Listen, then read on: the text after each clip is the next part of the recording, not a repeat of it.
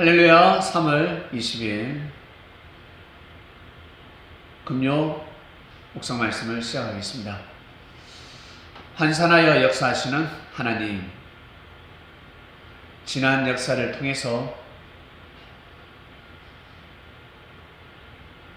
하나님의 섭리를 알 수 있습니다. 하나님께서 어떻게 섭리를 하시는지, 하나님께서 역사를 하실 때 한 가지 방법으로 역사를 하시지 아니하시고 한 사람에게만, 한 민족에게만 적용되는 말씀을 똑같이 적용해서 역사를 하시는 것이 아니라 항상 다르게 역사를 하십니다. 틀린 거하고 다르다는 것은 다릅니다. 틀린 것이 아니라 다르다는 것입니다. 항상 진리를 가지고 그 개인에게 그리고 민족에게 항상 구원으로 인도하는 역사를 해오셨습니다. 이번 주 말씀은 환산하여 역사하시는 하나님이었습니다. 하나님께서 환산을 하셨습니다. 하루를 1년으로 계산하셨습니다. 어떻게 그럴 수 있을까라고 하겠지만 지금 와서 보면 맞구나, 그렇게 역사하시지 않았더라면 오늘의 이스라엘 백성이, 민족이 없구나 라는 것을 알 수가 있습니다. 이 말씀을 우리 개개인에게 접목시켜보면 때를 놓쳐서는 아니 됩니다. 각자 개개인에게 때가 있습니다. 이스라엘 백성들은 때를 놓쳐버렸습니다.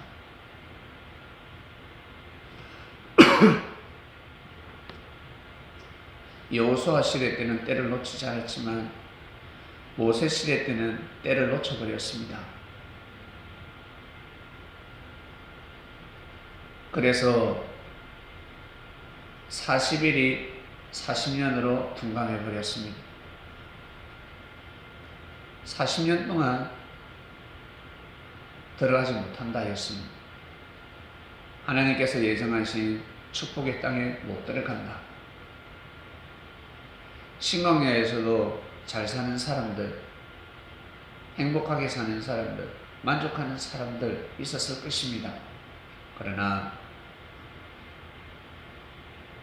그곳에서는 정착을 할 수가 없습니다. 때가 되면 떠나야 합니다. 떠날 준비를 해야 합니다. 40년 동안 그러한 삶을 살았습니다.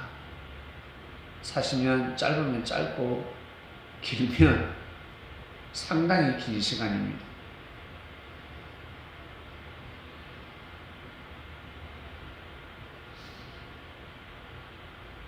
우리 개개인 인생사에 있어서 때를 놓치면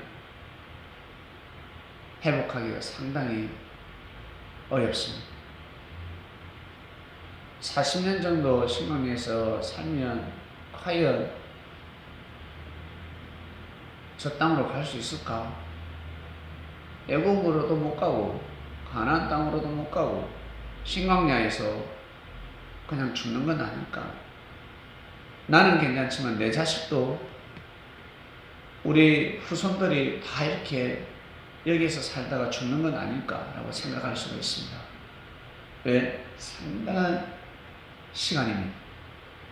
4일도 아니고 40년이라는 것은 상당한 시간입니다. 생각이, 신념이 바뀌어질 수 있습니다. 믿음이 깨어질 수 있는 시간입니다. 그러나 어쩔 수 없습니다. 시간을 보면 그렇지만 그 속에서 그 뜻을 깨뜨리지 않으려고 모세가 말씀을 늘 가르쳤습니다. 율법을 가르치고. 여러분, 우리 개개인 인생사에 있어서 때를 놓치면 그리 된다는 것입니다. 때가 있습니다. 아주 중요한 때가 있습니다. 소중한 때가 있습니다. 생명을 잉태할 때가 있습니다. 그 때를 놓치면 한 달을 기다려야 합니다. 어쩔 때는 몇 달을 기다려야 합니다.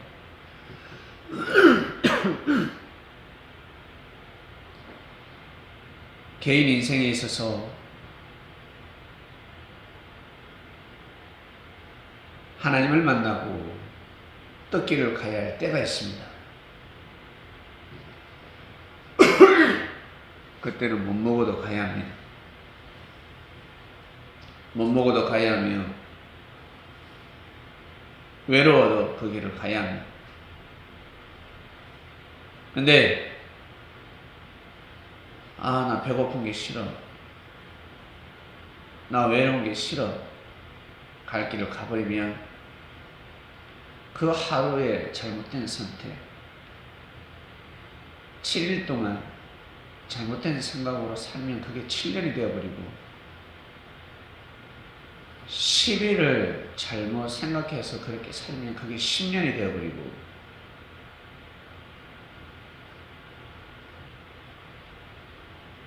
어떤 사람은 살아생전에 기회가 돌아오는 사람도 없습니다. 기회가 오지 않습니다. 기회는 가죠. 근데 그것을 기회로 삼지 못합니다. 잡을 수가 없습니다. 반면에 때를 놓치지 않고 젊었을 때 아무것도 모를 때입니다. 무엇을 알겠어요? 어린데. 그러나 운 좋게 하나님이 원하시는 때에 따라 삶을 살아갔습니다. 1년이면 365일. 1년을 그렇게 살아가면 365일. 2년을 그렇게 살아가면 도대체 며칠이야? 10년이면 도대체 며칠입니까? 이게 1년으로 환산이 되면 그래서 영생의 삶이 이루어진다는 것입니다. 즉 영원하다는 것입니다. 이것이 바로 환산법입니다. 다니엘이가 기도했을 때 한때 두때 반때라는 말씀을 주셨고 그리고 미운 물건을 세울 때부터라 하였습니다.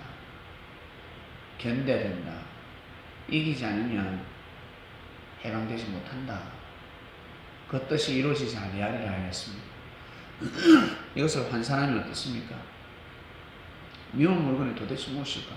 이 세상에 미운 물건이 어디 있습니까? 미운 물건 없습니다. 하나님은 미운 물건을 만들지 않습니다. 이 세상에 원수가 어디 있습니까? 없습니다. 하나님은 원수를 창조하시지 않습니다. 원수가 생겨버리는 거죠. 성전, 예루살렘 성전 어떻습니까? 성스러운 곳입니다. 그 땅, 참으로 귀한 땅입니다. 거룩한 땅입니다. 이슬람 사원 어떻습니까? 성스러운 곳입니다. 누가 볼 때? 그 민족이 볼 때는 성스럽습니다.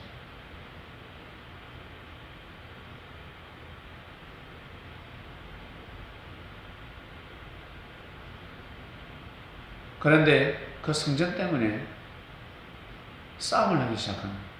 전쟁을 합니다. 사람을 죽입니다.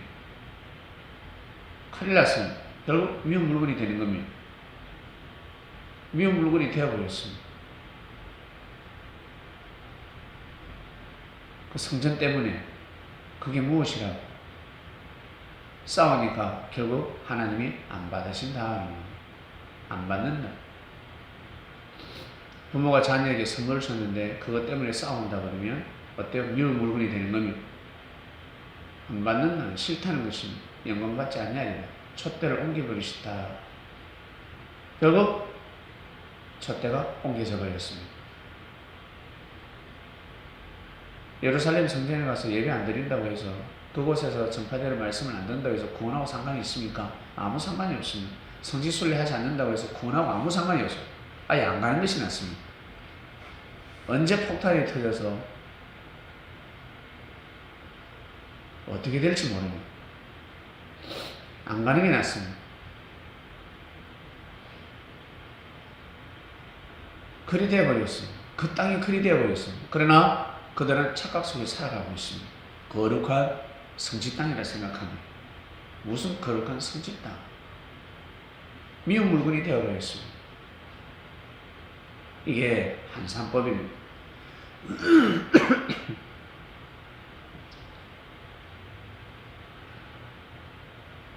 무엇을 두고 다투고 싸우게 되면, 피를 흘리게 되면 결국 그것이 우상이 되고, 그러면 미운 물건이 되어버리는 겁니다. 하나님께서 왜 우상을 섬기지 말라 했을까? 우상을 섬기지 말라. 우상을 섬기지 말라 라는 것은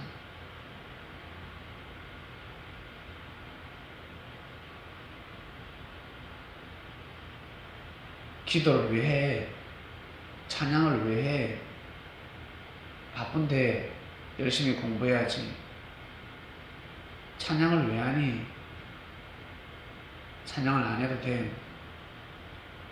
그와 같습니다. 예배를 안 드리고 살아도 돼. 맞는 말인 것 같지만 1, 2년, 3년은 맞는 말인데 평생을 두고서는 틀린 말이에요. 아이들이 공부할 때는 기도, 찬양, 그리고 예배, 중요한 시간에 예배에 빠질 수도 있습니다. 그러나 평생 그렇게 살아서는 아니 됩니다. 장기간 그렇게 살아서는 아니 됩니다. 우상을 섬기게 되면 그리 되어버립니다.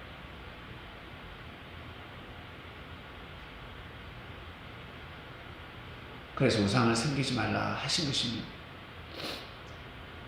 바리새인들의 말씀을 들으면 그때는 맞는 말인 것 같은데 영생에 있어서 운명이 좌우됩니다.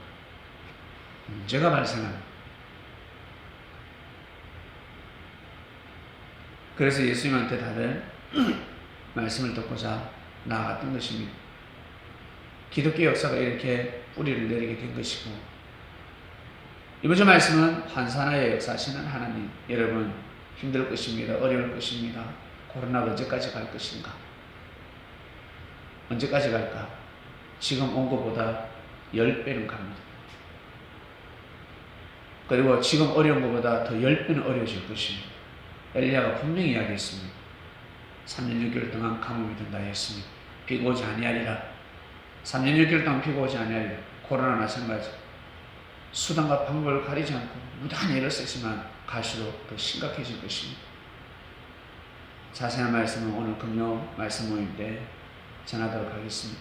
하나님 아버지 감사합니다. 환산하여 역사하시는 하나님이라 하였습니다. 왜 하나님이 환산을 하실까?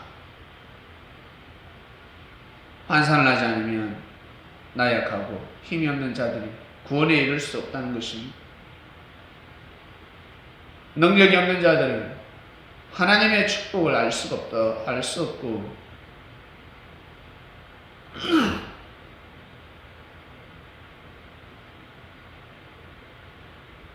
자신의 인생을 탓하고 원망하며 살아갈 수밖에 없는 것입니다. 그 속에서 인생을 탓하지 말고 원망하지 말고 내가 함께하고 내가 너의 영광, 너의 기도와 너의 찬양의 소리, 너의 예배를 내가 받고 있습니다. 패하지 말라. 어렵고 힘들어도 이기도록 하라. 반상법이 없으면 부족하고 나약한 자들은 너무나 초라한 삶이 되며 저주받은 삶이 될 수밖에 없습니다. 하나님 아버지, 오늘도 귀한 삶을 살게 하시고 은혜의 삶을 살아가는 하루가 되길 원합나이다. 감사함을 드립니다. 이 모든 기도 예수님의 이름으로 기도드립니다. 아멘.